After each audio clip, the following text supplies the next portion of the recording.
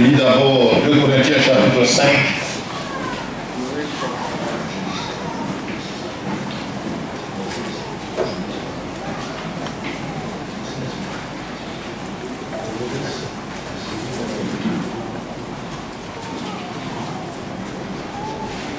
Si quelqu'un est en Christ, 2 Corinthiens chapitre 5, verset 17, si quelqu'un est en Christ, il est une nouvelle créature. Les choses anciennes sont passées, voici, toutes choses sont devenues nouvelles.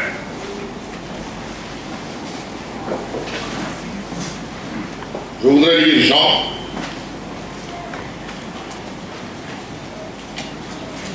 chapitre 3. Mais il y eut un homme d'entre les pharisiens nommé Nicodème, un chef des Juifs, qui vint lui auprès de Jésus de lui et lui dit: Rabbi, nous savons que tu es un docteur venu de Dieu, car personne ne peut faire ces miracles que tu fais si Dieu n'est avec lui. Jésus lui répondit: en vérité, je te le dis, si un homme ne naît de nouveau, il ne peut voir le royaume de Dieu. Nicodème lui dit: comment un homme peut-il naître quand il est vieux? Peut-il rentrer dans le sein de sa mère et naître? Jésus répondit: en vérité, je te le dis, si un homme ne naît d'eau et d'esprit, il ne peut entrer dans le royaume de Dieu. Ce qui est né de la chair est chair, ce qui est né de l'esprit est esprit. Ne t'étonne pas que je t'ai dit, il faut que vous naissiez de nouveau. Le vent souffle où il veut, et tu en entends le bruit, mais tu ne sais d'où il vient, ni où il va. Il en est ainsi de tout homme qui est né de l'esprit. Nicodème lui dit: comment cela peut-il se faire? Jésus lui répondit: tu es le docteur d'Israël et tu ne sais pas ces choses? En vérité, je te le dis, nous disons ce que nous savons et nous rendons témoignage de ce que nous avons vu. Et vous ne recevez pas notre témoignage. Si vous ne croyez pas quand je vous ai parlé des choses terrestres, comment croirez-vous quand je vous parlerai des choses célestes? Personne n'est monté au ciel si ce n'est celui qui est descendu du ciel, le Fils de l'homme qui est dans le ciel. Alléluia. Amen.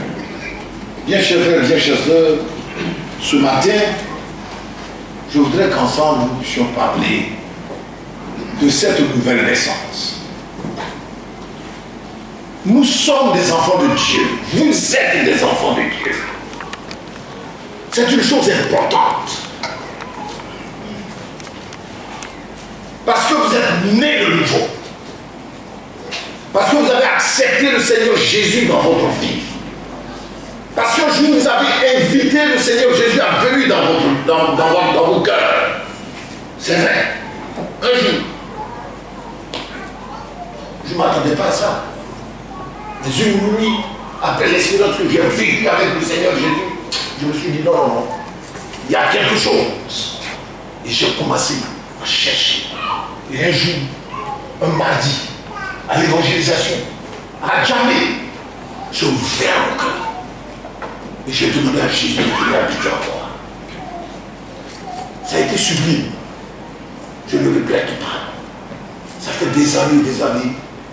Et je connais combien de fois j'ai été béni par lui. Chers frères, nous sommes des enfants de Dieu.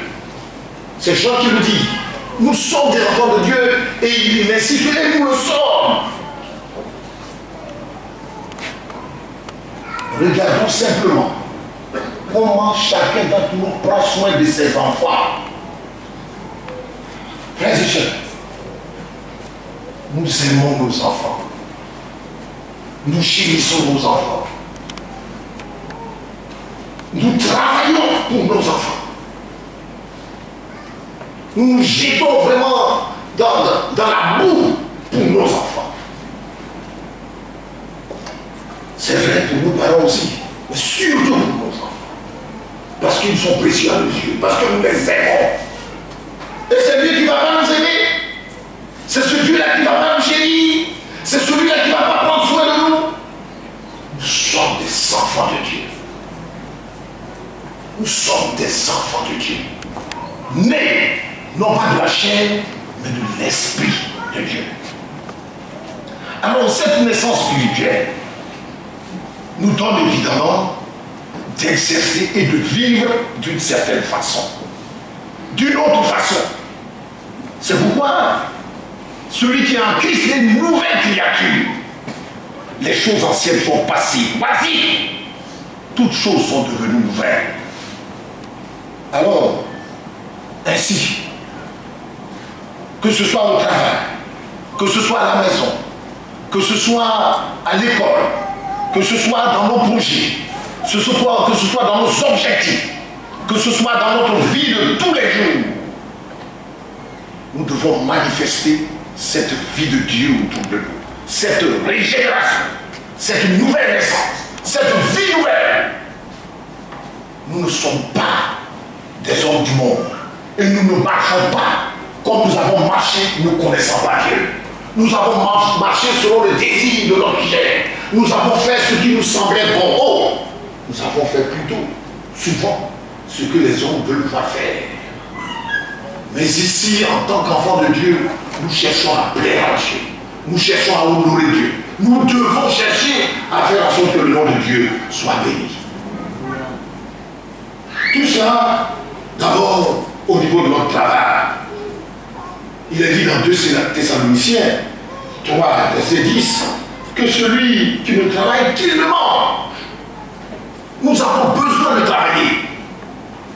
Mais, en tant qu'enfants de Dieu, nés de nouveau, régénérés, nous travaillons d'une certaine façon, pas comme les hommes du monde. Je connais quelqu'un, aujourd'hui décédé, dans son travail. Qu'est-ce que les gens ont fait? Vous ne pouvez pas imaginer. Dans son bureau, ils sont venus verser pratiquement de l'acide sur son bureau. Il n'en a pas tellement pris conscience. Et puis pratiquement, il a été presque aveugle. Aujourd'hui, c'est vrai, il est décédé.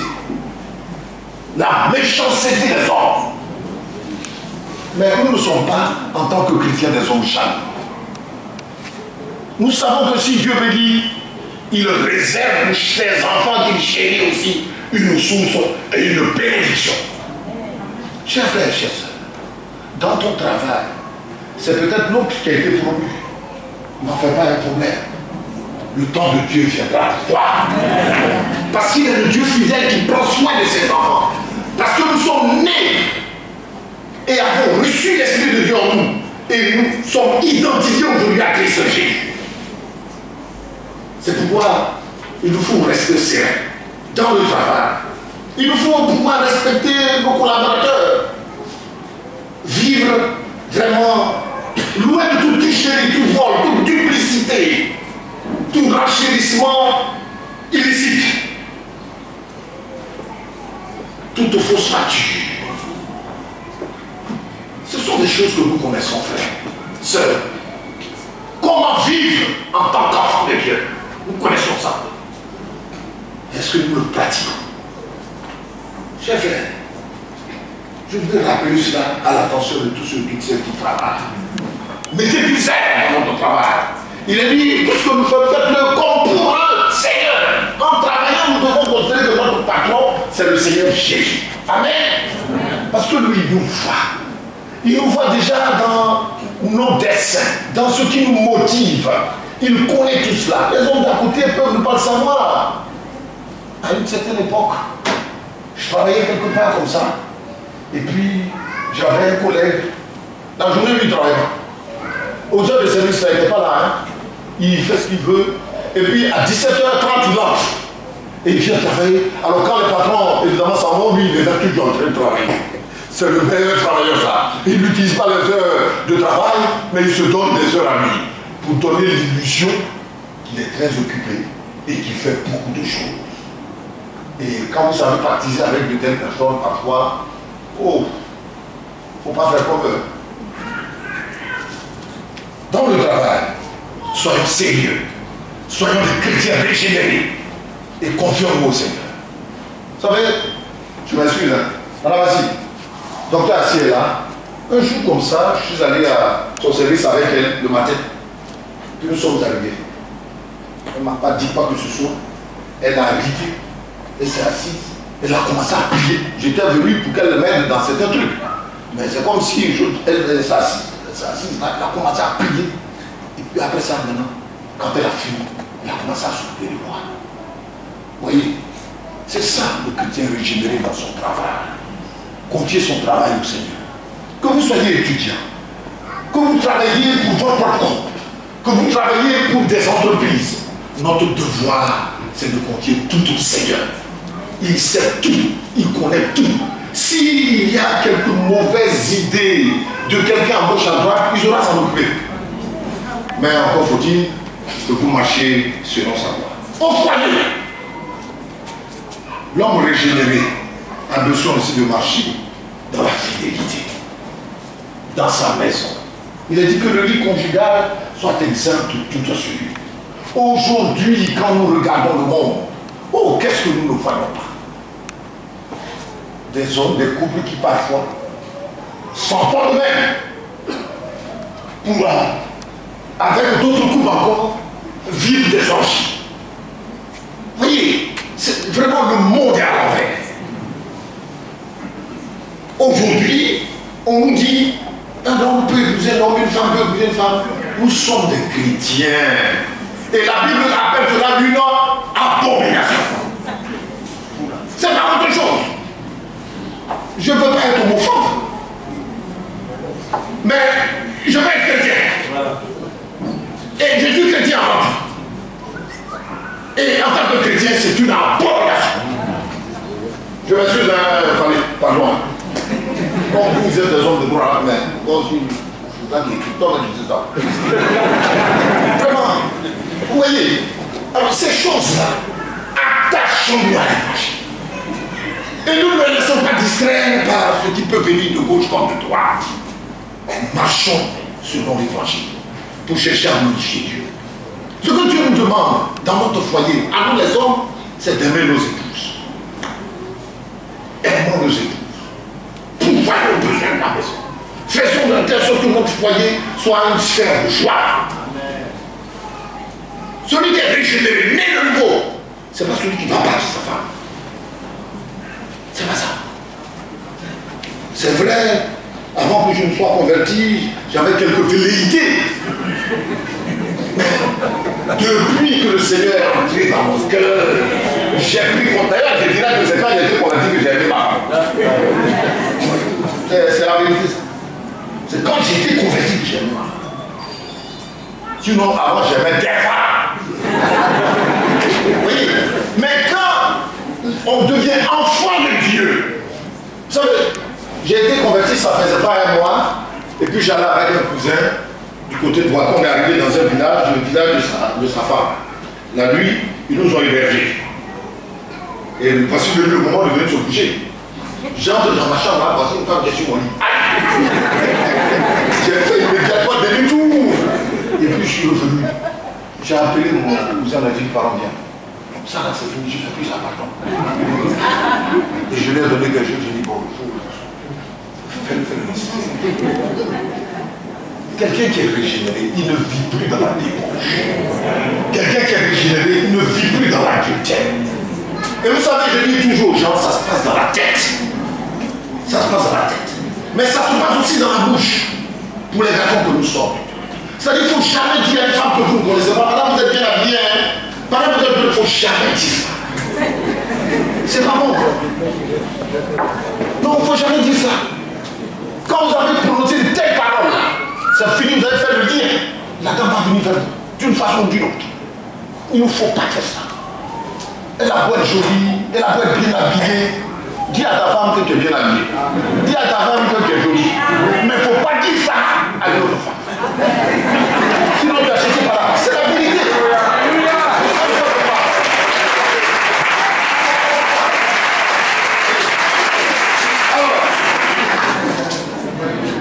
on nous demande d'aimer nos épouses. Et je peux vous dire, vous garantir que nous ne pouvons aimer que si et seulement si nous sommes nés. C'est alors qu'on va fermer toutes les portes qui étaient précédemment ouvertes. Et puis de regarder comme Dieu. Et c'est là qu'on va voir la splendeur de celle qui est devant. À nos épouses, on demande d'être soumises aussi. Régénérées, soumises. C'est ça, non? Voilà. Vous savez, il y a une dame d'un certain âge. Elle est venue longtemps à l'église. Et c'est peut-être ici qu'on a cette histoire, c'est à Dallas que ça se passe. Hein?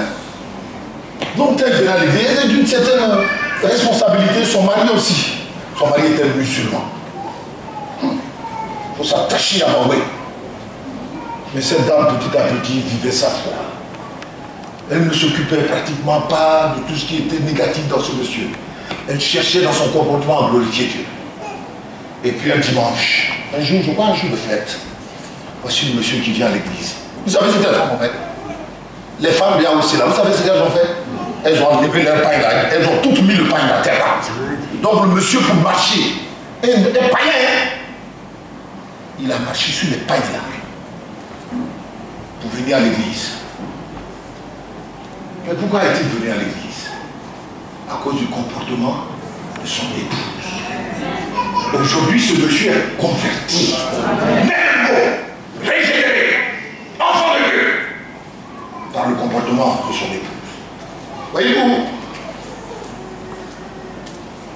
nous, enfants de Dieu, nous avons des enfants. Et nous avons aussi des devoirs vis-à-vis de nos enfants. Il est dit dans Éphésiens, le chapitre 6, pratiquement, n'irritez pas vos enfants. Ce qui nous est demandé, c'est d'instruire nos enfants. C'est difficile, vous ne pouvez pas comprendre. Les jeunes gens, là, c'est difficile. L'éducation des enfants, c'est pas facile.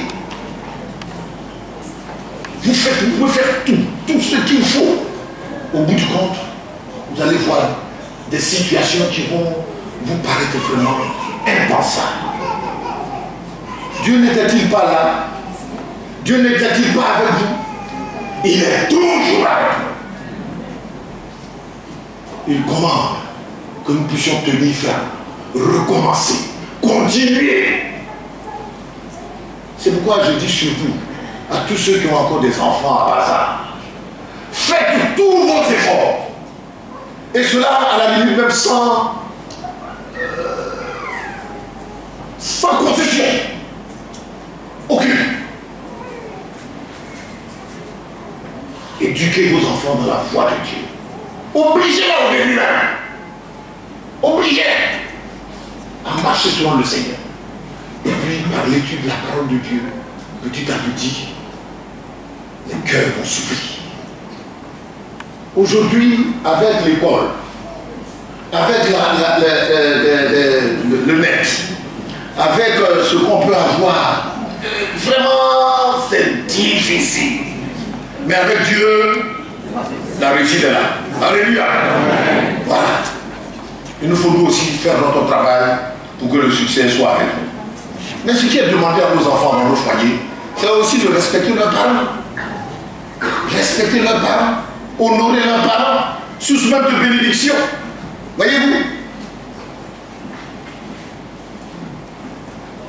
Alors, si nous voulons parler maintenant, après nos foyers de projet, nous dirons simplement que pour des chrétiens que nous sommes, notre objectif premier, et c'est ce qu'il était dit là, au niveau de Nicodème, son souci, lui, c'est être sauvé, Nicodème.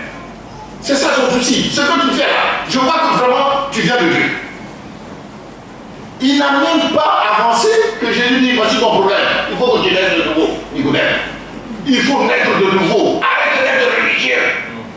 Arrête de venir tous les jours à l'église. Arrête simplement de faire plaisir à tes parents, ou à tes amis, ou au pasteur. Vis ta foi chrétienne, donc régénérée. Vis une vie de chrétien engagé. Vis une vie véritablement spirituelle. Et ne cherche pas seulement la communion avec les frères ou avec les sœurs. dans nos projets, l'idéal, notre but ultime, c'est vivre dans le royaume de Dieu avec le Seigneur Jésus. Amen. C'est ça. Que ce soit au niveau du mariage, que ce soit au niveau des affaires, dans tout ce que nous avons à faire, frère Paul, nous plaçons en premier le Seigneur Jésus, son royaume. C'est bien ça. Le royaume de Dieu et sa justice. Je veux vivre avec Dieu dans son ciel du bas. Alors l'objectif, pour nos soeurs surtout là, qui parfois ont des difficultés de se marier, ils manquent de patience et de persévérance. D'où vient-il alors qu'on aille chercher des personnes en dehors de l'église? Le pasteur Didier a prêché tout à l'heure de Dieu. C'est pas autre chose. Il a prêché le pasteur Didier. Voyez-vous comment il a procédé? Lui-même il ne s'attendait pas à ça. Quand ça a été parlé, il quitte là-bas. Il raconte des conneries. Vous voyez, c'est ça. Chers frères, chers sœurs, vous qui êtes là depuis, j'en vois. Oh, il y a longtemps qu'on est dans l'église là quand même. Ne croyez pas qu'on vous parle. Ceux qui sont là depuis, qui ne sont pas mariés. Notre prière, c'est de ce que vous puissiez vous marier conformément à l'évangile dans le Seigneur. Un projet de mariage ne doit jamais se faire sans Dieu. Alors, maintenant les gens vont chercher dehors, ils nous emmènent. Quand vous emmenez comme ça, le conseil vous dit ne faites pas ça. Gars, la personne même est déjà enceinte. Vous voyez, c'est ça la vérité. C'est ça la vérité, les sœurs. C'est ça, vous faites ça. Les gens sont là, c'est des personnes âgées, ils ont de l'expérience. Ils savent certaines choses que leur parlent aussi. Ils sont là comme ça. Vous faites ça, ils viennent après vous dire non, il ne faut pas faire comme ça. C'est pas bon. Dieu donnait là. Dieu donnait les balles. Je l'ai vu là français, non? Dieu donnait de l'autre côté. Une dame qui a su attendre. Je suis heureux quand je la vois. Je suis heureux quand je la vois. Son mari est là-haut, hein? Hein? Son mari est là. Eh bien, elle est là. Hein? Il ne faut pas se revoir. Ah, tu es là. Ah, Dieu te bénisse, ma soeur. Merci pour ta patience. Aujourd'hui, tu recueilles le fruit, là, tu vois, non?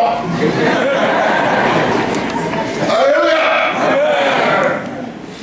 Mais il y a des grands de catholiques qui nous viennent dire non, c'est pas ça. Alors, je fais ça pour. Pourquoi vous venez vous ici, maintenant, pourquoi? Il ne faut pas fatiguer les gens.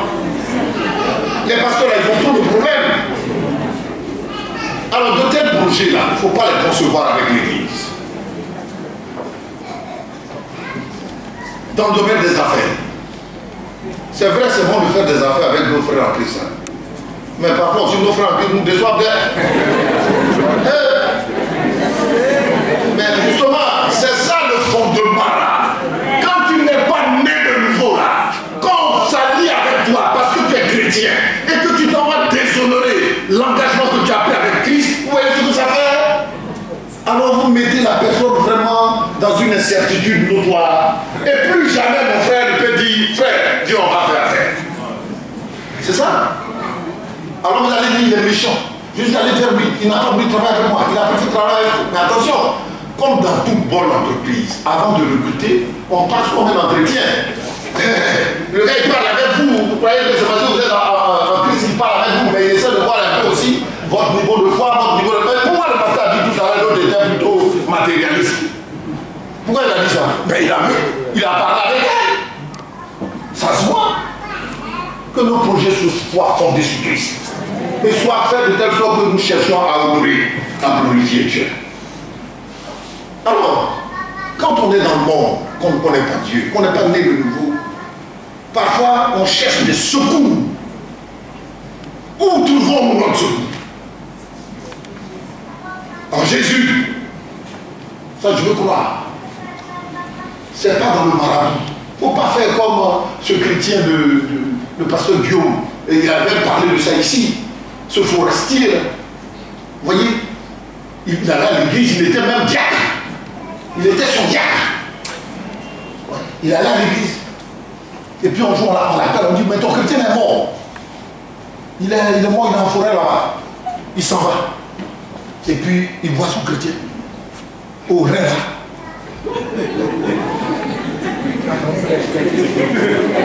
Il voit une certitude. Il dit, il a shooté, c'est pas mon chrétien. C'est pas mon chrétien. Vous voyez? Vous voyez? Notre secours, notre recours, notre protection, c'est en Jésus que nous l'avons fait. C'est pourquoi nous n'avons pas peur des féticheurs. Nous n'avons pas peur des marabouts. L'enfant qui est né de nouveau, régénéré, il sait qu'il a en lui la puissance de l'esprit. Cet esprit de Dieu fait de nous des petits dieux, mais des grands dieux devant tous ceux et toutes celles qui ne connaissent pas l'évangile. Parce que nous sommes plus forts. Alors, d'où vient-il que nous agions encore parfois, pour certains, à cause de la maladie qui persiste, à cause du chômage qui persiste, aller chercher à rencontrer des personnes étrangères? Non. Il est dit de ne pas nous mettre avec des infidèles sous un joug étranger.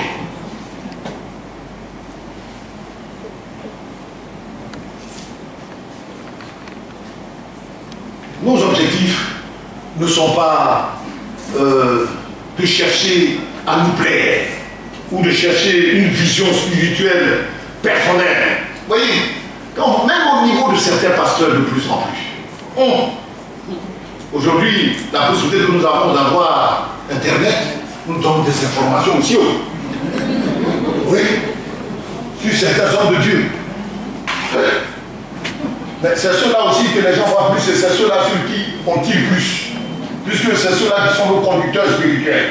Mais si les gens tirent beaucoup et tant sur eux, à combien plus forte raison sur les chrétiens, qu'est-ce qu'ils font? Vivons avec la crainte de Dieu. Cherchons à grandir spirituellement. Alors, je voudrais terminer simplement en disant, sommes-nous vraiment régénérés? Sommes-nous nés de nouveau? Et le manifestons-nous dans notre vie de chrétien, par une vie de prière, par une vie d'adoration, par une vie d'église. Parce que nous avons, j'allais dire, en tant que chrétiens, l'obligation de louer Dieu, d'adorer Dieu, de prier Dieu. Mais nous avons en tant que chrétiens l'obligation aussi de participer à la vie de l'église. Nous avons en tant que chrétiens l'obligation aussi d'aider nos frères, nos sœurs dans l'église. Ça fait partie aussi de nos obligations. Pourvu que nous soyons tous véritablement régénérés, nés de nouveau. Parce que nous formons un seul corps. Mani Laquais, l'épouse d'un de nos premiers missionnaires ici, disait que pour elle, les liens spirituels sont de loin supérieurs aux liens de sang. Parce que ces liens spirituels-là sont appelés à demeurer pour l'éternité. Mais le lien de sang là, demeure. Celui qui ne connaît pas Jésus là, ousse. Et ceux qui connaissent Jésus alors vont vivre cette félicité avec lui. Sommes-nous de ceux et celles qui sommes régénérés? Si nous ne le sommes pas, il a dit simplement que celui qui avoue ses transgressions, il obtient miséricorde. Il suffit simplement de demander au Seigneur Jésus de venir habiter en lui. Je me tiens à la porte de ton cœur et je frappe. Si tu entends ma voix, tu t'ouvres. Voilà. Dieu est prêt à pardonner. Dieu est prêt à recevoir. Dieu est prêt à accueillir. Si donc au niveau de ta vie, jusque-là, c'est pas ce qu'il faut. L'invitation que je peux t'adresser ce matin, c'est de vivre selon cette foi. Pour nous, tous, qui marchons vraiment selon l'évangile, notre devoir, c'est de persévérer. Il est dit la fin vaut mieux que le commencement. La fin vaut mieux que le commencement. Il nous faut persévérer, il nous faut toujours demeurer fidèles, marcher toujours dans le voie de Dieu, en méditant sa parole, en vivant conformément à l'évangile, en essayant de faire ce qui plaît à Dieu. Que notre vie puisse répondre à la voix de Dieu, que notre vie puisse être conforme à l'évangile. Mais ce qui est important, c'est la fin. C'est la fin. Puissions-nous persévérer et marcher toujours selon l'évangile, afin de glorifier le nom de Dieu et de nous donner nous-mêmes célébrer.